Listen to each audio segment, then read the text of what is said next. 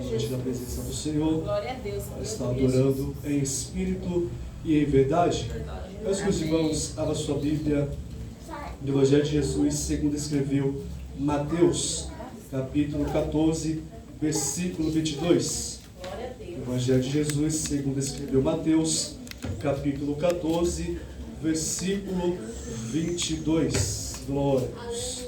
Na nossa breve meditação. Glória a Jesus. Glória a Deus. Todos acharam? Amém.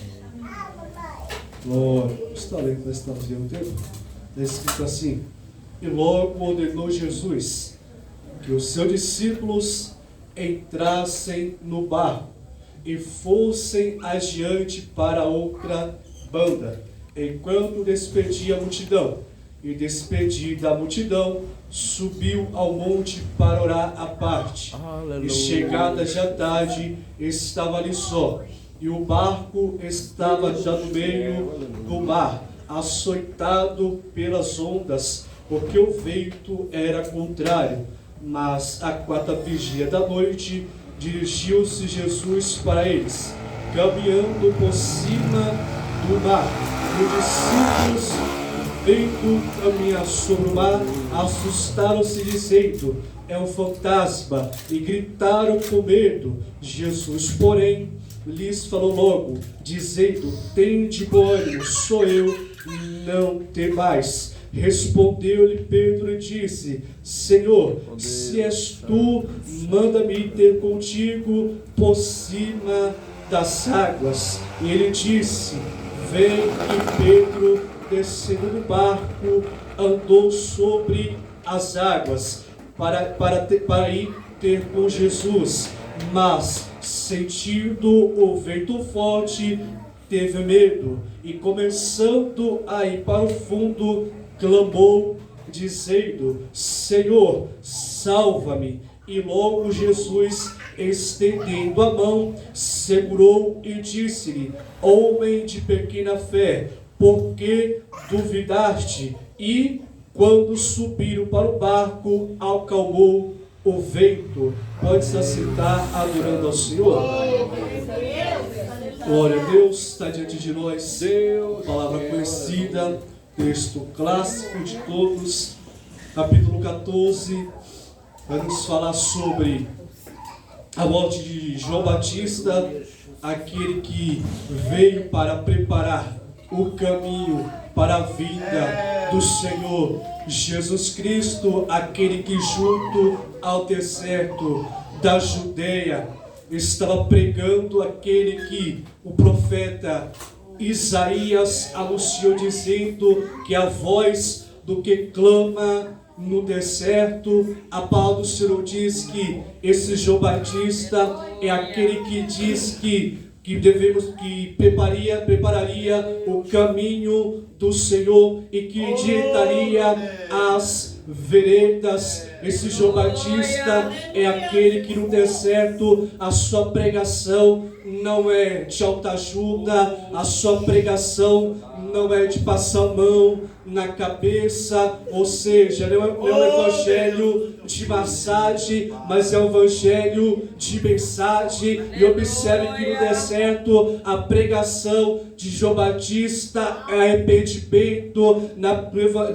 A pregação de João Batista é uma pregação na qual que envolve arrependimento e batismo. E observe que no 14 esse João Batista vai ser preso. E observe, ele vai anunciar adultério, porque Herodes veio tomar a mulher do seu irmão Felipe para si. E na lei de Moisés não era lícito alguém tomar a mulher do seu próximo, porque isso se chama adultério. João Batista não é o tipo de profeta que, dependendo do lugar, ele muda a mensagem, dependendo do lugar, ele se vende. Seja aonde for, João Batista, ele prega a verdade. Ele não é diferente para Herodes. Ele disse que não era lícito tomar a mulher do seu irmão, mas observe que a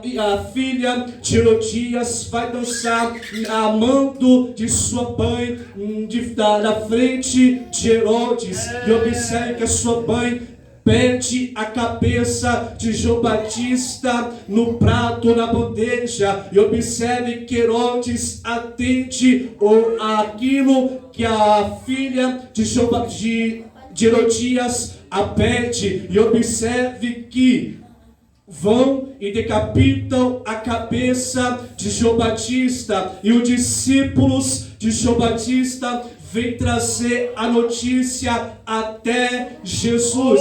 Jesus, ouvindo aquilo, pega os seus discípulos e vão para um lugar deserto. Observe que não é para o deserto, é para um lugar deserto. Por quê? Porque Jesus queria descansar, porque Jesus não queria estar perto da multidão. Jesus queria orar ao Pai, Jesus queria ficar só. Mas observe que a multidão vem de cidade em cidade até Jesus. Aquilo que para Jesus era descanso, vem a multidão, e Jesus, movendo-se de íntima compaixão, ele curou os seus enfermos. E observe que Jesus vem a sofrer o luto. Jesus recebe a notícia do luto de alguém que foi essencial no seu ministério, de alguém que preparou o caminho para a sua vida. João Batista é aquele na qual Jesus se submete a uma autoridade espiritual. E observe que Jesus não vai dar início ao seu ministério de qualquer maneira. Jesus não vai dar início ao seu ministério de qualquer forma. Jesus tem pastor. Jesus se submete a uma autoridade para então dar início ao seu ministério. Jesus está perdendo o seu primo. Jesus então vai para um lugar deserto, mas na sua agenda não era ficar no lugar deserto sem fazer nada. Então ele decide curar os seus enfermos. Então ele decide pregar. Mas chegando à tarde, o discípulo de Jesus diz para que despertem a multidão, para que vão e comprem algo para comer. Mas só que Mateus não dá essa informação. João diz que Jesus, erguendo os olhos e vendo que a multidão era grande, Jesus disse para Felipe: aonde vamos comprar pão? E Felipe, Jesus falando isso para o experimentar.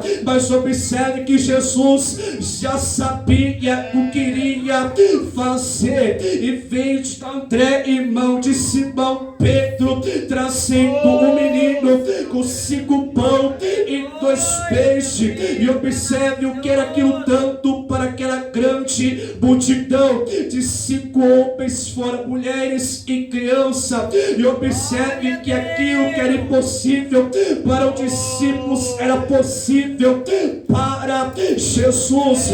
E Jesus é do tipo que não pega as coisas prováveis. Jesus é do tipo que pega as coisas improváveis para torná-las prováveis. E vem André não é matemático como Felipe, que diz que nem 200 dinheiro bastava. Mas André pegou um menino do meio da multidão com 5 pão e 2 peixes e trouxe até Jesus. E observe que Jesus não ora. Jesus ergue o pão e o peixe e agradece. O que traz a multiplicação é a gratidão. E observe que João vai nos falar aqui. Então Jesus está sendo tentado pela multidão. A multidão quer o arrebatar e o fazer rei. A multidão vendo que Jesus é profeta e aquele que era de vir ao mundo, então quer quer arrebatar, Jesus quer tentar Jesus, mas só que Jesus não é do tipo de profeta como nos nossos dias, que por qualquer coisinha se engrandece, já se acha o cara, já se acha o tio bolacha do pacote, bota a chaga na cabeça e melancia no pescoço. Mas observe que Jesus é diferente. Tudo que ele fazia era para a honra e a glória do Senhor Jesus Cristo. Seja milagre, seja cura, seja libertação, tudo que ele fazia era para a honra e para a glória de Deus. Mas observe que na palavra do Senhor vai dizer que primeiro ele despede os seus discípulos, para então depois ele subir ao monte para orar. Porque Jesus despede os seus discípulos para o livrar da tentação, porque se o discípulo e a multidão se ajuntam e a fazer o coro e aclamar Jesus a rei, então Jesus está livrando os seus discípulos de uma tentação. Muitas das vezes nós não entendemos os porquês de Deus nas nossas vidas, mas muitas das vezes é Deus nos livrando de sermos tentados. Muitas das vezes é Deus nos guardando, é Deus nos preservando. Mas muitas das vezes aquilo que não é bom para mim, Deus vê lá na frente, porque muitas das vezes aquilo que é bom para mim lá na frente pode me desviar da presença, muitas das vezes pode me tirar do foco de Jesus. Mas Jesus está nos livrando, Jesus está nos guardando, Jesus está nos conservando. E observe que a ordem de Jesus é passar para o outro lado. Então discípulos obedecem a ordem de Jesus, eles passam para o outro lado, mas sem saber do que estava para acontecer, mas sem saber do que estava por vir. Jesus é assim, ele faz a promessa, ele promete o propósito, ele promete o projeto, mas ele não mostra os processos que nós iríamos passar. Jesus é do tipo que ele promete algo, mas ele não mostra os vales que nós vamos passar. Antes do propósito vir acontecer, é necessário passar deserto, é necessário passar luta, é necessário sofrer aflições, mas tudo isso contribui para aquilo que Deus prometeu. Então discípulos estão remando, discípulos estão no meio do mar, e observe que aqui não é o mar, aqui é o lago. E observe a palavra do Senhor Jesus Cristo como é o lago, e vem ondas e vento, porque alguém dá informação que de um lado tinha uma rocha, de outro tinha outra rocha, e por conta do vento não circular, o vento então vem sobre a água e faz as ondas subirem. Então o discípulo de Jesus, que no capítulo 8, na primeira vez que eles vão enfrentar esse mar bravio, esse vento, Jesus está dentro do barco, Jesus está com ele dentro do barco. Mas observe que Jesus no capítulo 8 está dormindo na polpa do barco, e os discípulos de Jesus estão remando. Os discípulos de Jesus, como são peritos em mar, estão dando o seu jeito, dando o jeitinho brasileiro. Mas quando dão cãibra, quando eles se cansam, eles vão acordar o mestre, dizendo: Senhor, socorre-nos, porque nós estamos perecendo. Então Jesus, ao invés de repreender o vento e acalmar o mar, ele primeiro repreende os discípulos, porque os discípulos estão caminhando com Jesus, os discípulos estão do lado de Jesus, mas não conhece a Jesus. Tem gente que é assim, que está na presença de Deus, mas não conhece quem é Deus, está na presença de Deus, mas não conhece quem é Ele. Tem gente que só conhece a Jesus por aquilo que Ele pode fazer, por aquilo que Ele pode transformar, por aquilo que Ele pode curar, pela porta que Ele pode abrir. Muitas das vezes tem gente que não conhece Jesus na forma do que Ele é, porque tem gente que acha que Jesus são Jesus que dá, são Jesus que abre, mas tem gente que não conhece quem Ele é, porque se Ele fazer, Ele é Deus, se não fazer, continua sendo Deus. Por quê? Porque Ele não muda se Ele fizer, porque Ele não muda se Ele não fizer. E observe aqui que mudamos somos nós se Ele não abrir a porta, que mudamos somos nós se Ele não curar, que mudamos somos nós se Ele não fazer. Mas Jesus não muda quem Ele é, porque Ele é imutável. E a palavra do Senhor Jesus repreende primeiro os discípulos e depois o mar e a tempestade. Por quê? Porque por vezes Jesus vai nos botar na prova e vai nos livrar da prova, mas tem vezes que Ele vai colocar na prova e nos livrar dentro da prova. Quem não se lembra?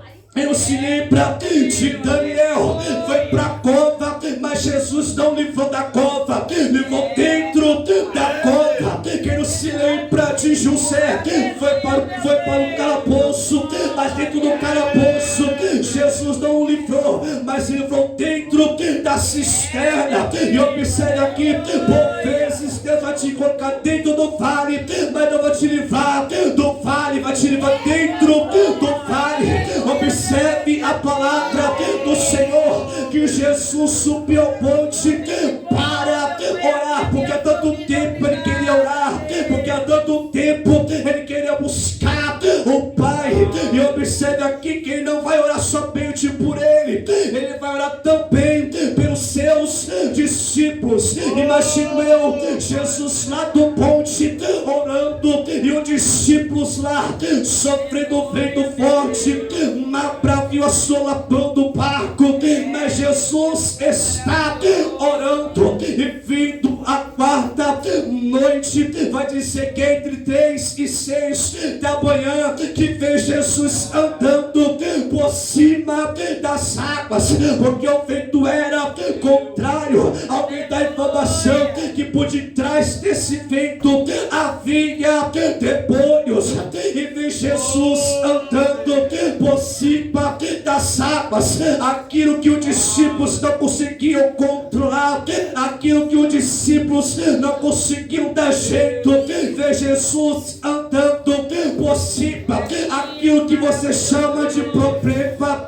aquilo que você chama de luta, Jesus anda por cima. Aquilo que você chama de deserto, Jesus anda por cima. Aquilo que você chama de impossível, Jesus anda por cima. Aquilo que para os teus olhos não tem jeito, aquilo que para você não tem solução, Jesus anda por cima. Então vê Jesus andando por cima das águas, e os discípulos se assombraram, os discípulos acharam que eram um fantasma. Então Jesus disse para os seus discípulos: não temas, tende bom ânimo, sou eu.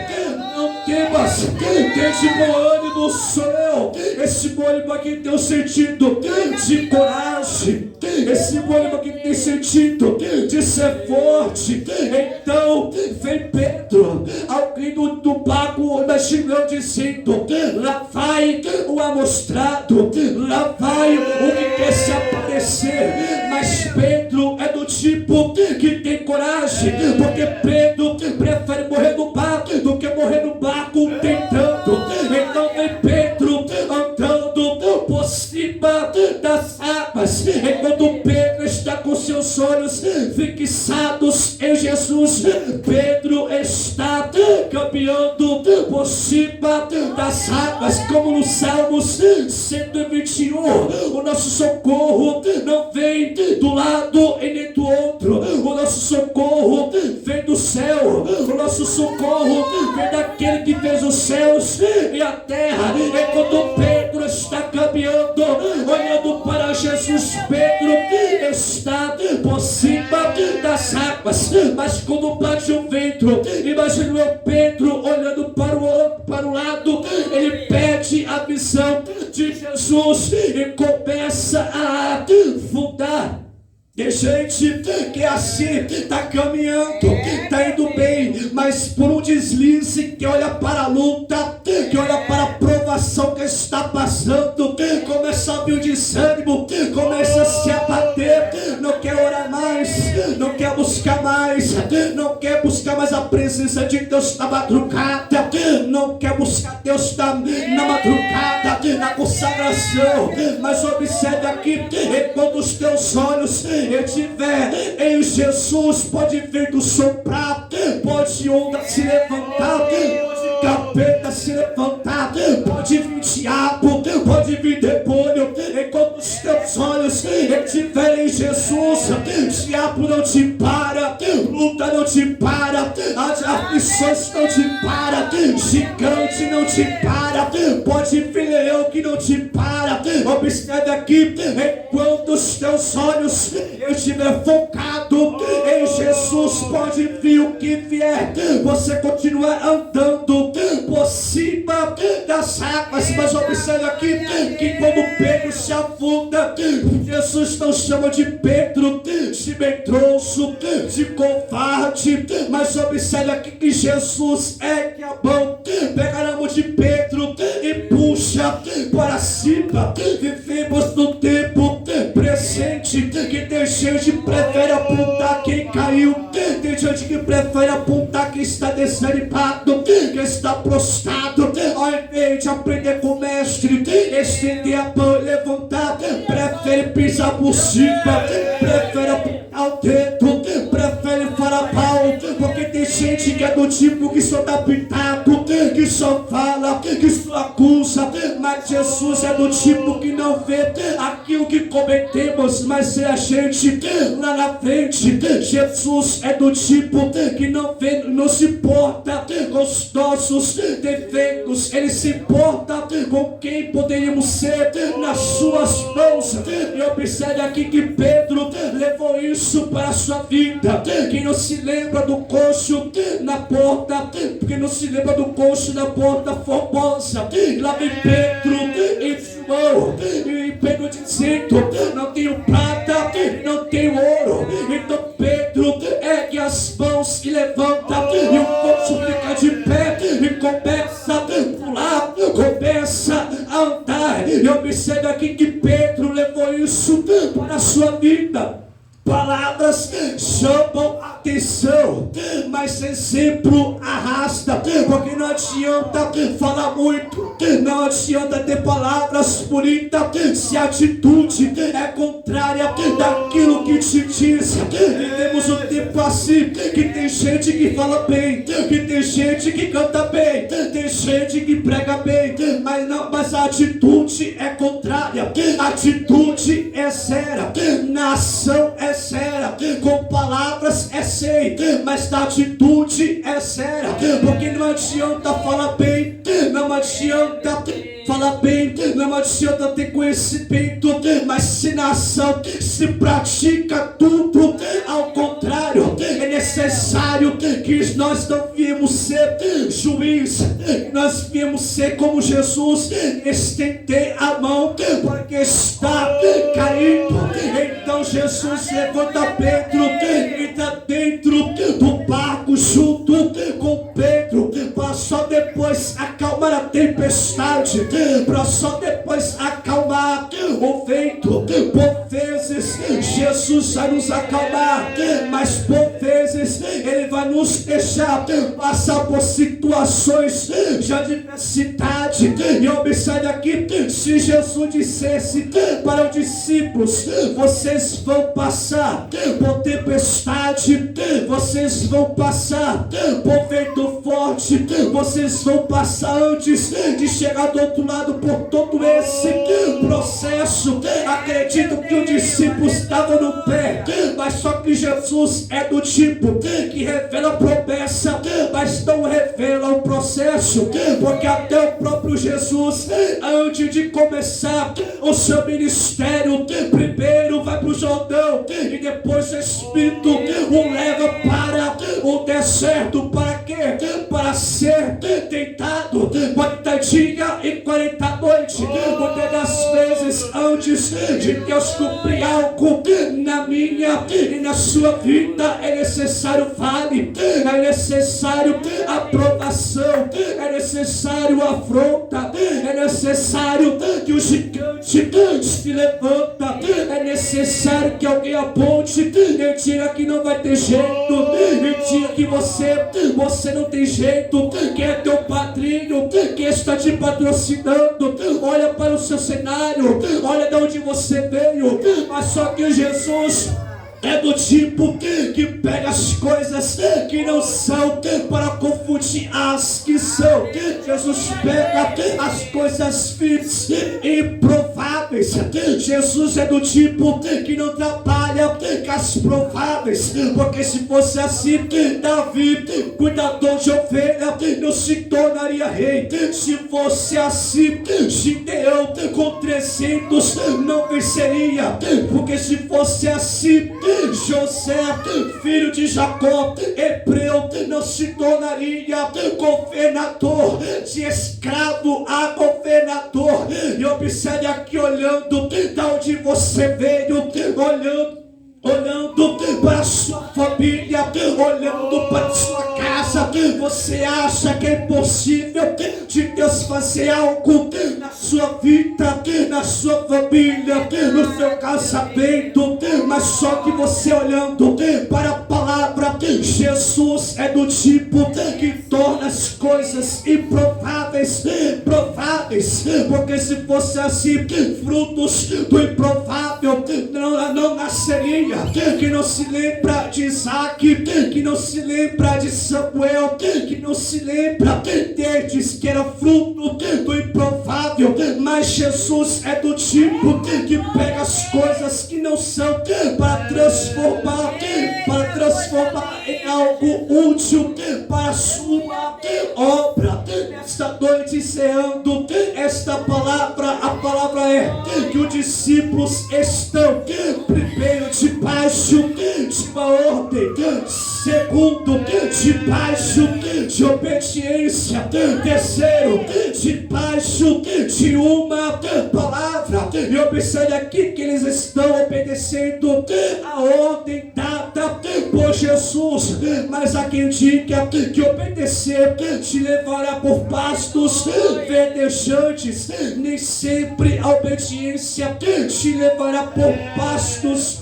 verdejantes e por águas tranquilas, mas é melhor obedecer do que o sacrificar. É melhor você obedecer passando prova, é melhor você obedecer sofrendo calúnia, é melhor você obedecer sofrendo afronta do que desobedecer.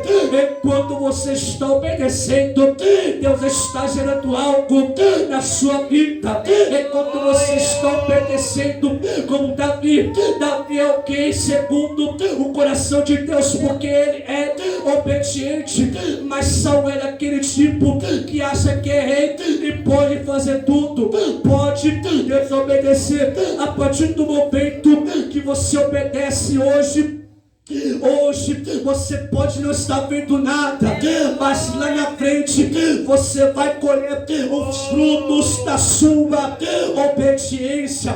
Porque tem gente que é do tipo que é honrado e quer fazer do seu jeito, quer andar da sua forma, quer ninguém manda em mim, ninguém tem nada a ver com a minha vida. E eu percebo aqui que a partir do momento que entregamos a nossa vida para Deus, nós devemos dar satisfação para Ele. Porque Paulo diz que não vivo mais eu, mas Cristo vive em mim. Se Cristo vive em mim, não mando em mim, quem manda em mim é Ele. Se Cristo vive em mim, não faço as minhas vontades, mas faço a vontade do Pai. Se Cristo vive em mim, devo obediência a Ele, porque tem gente que é assim, acha que é cristão